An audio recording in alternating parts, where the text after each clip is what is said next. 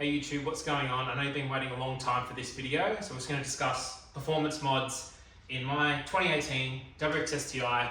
Thanks so much if you've been following the channel.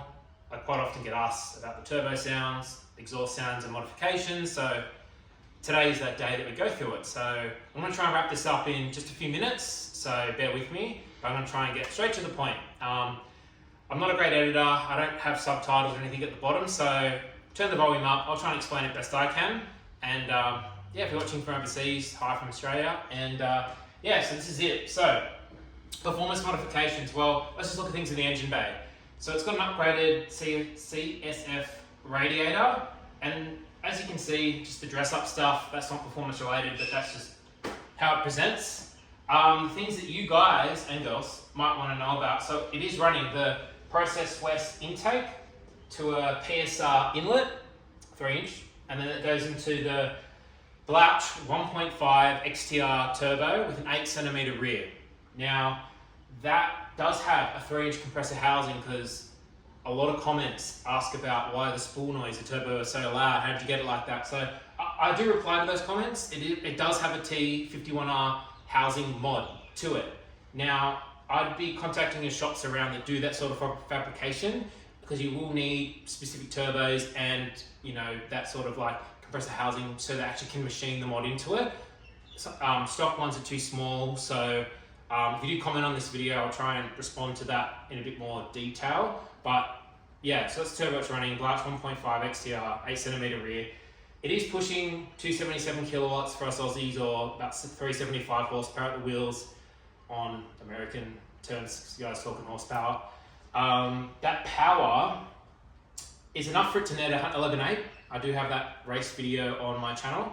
11.8 at the drags at about 117 mile per hour. So that just gives you reference on what the car's making versus what the car trap speeds and gets at the quarter mile. And it is a full weight VA STI, no carbon bits, no, you know, it doesn't have a sunroof, so it maybe weighs 30 kilos less than my premium, but yeah. Back to mods. So we've talked intake, we've talked turbo.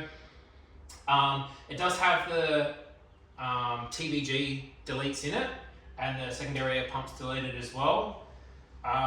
It does have Xforce equal length headers. Now the reason that it has a rumble, I'm told, is because it's a 4:2:1 collector, not just a 4:1 like your PSR, Tomei, Killer Bee headers, which give you that straight kind of like Evo Honda note. It still has some sort of burble and rumble, but when you get up high in the revs, as you've heard on the channel, it has its own, I don't know, distinct noise, and that's the Xforce system. Married up to an Xforce downpipe, Xforce midpipe, and Xforce exhaust. So just come to the back here. Now you can see it all looks blurry, you've probably seen it enough. Xforce exhaust right there.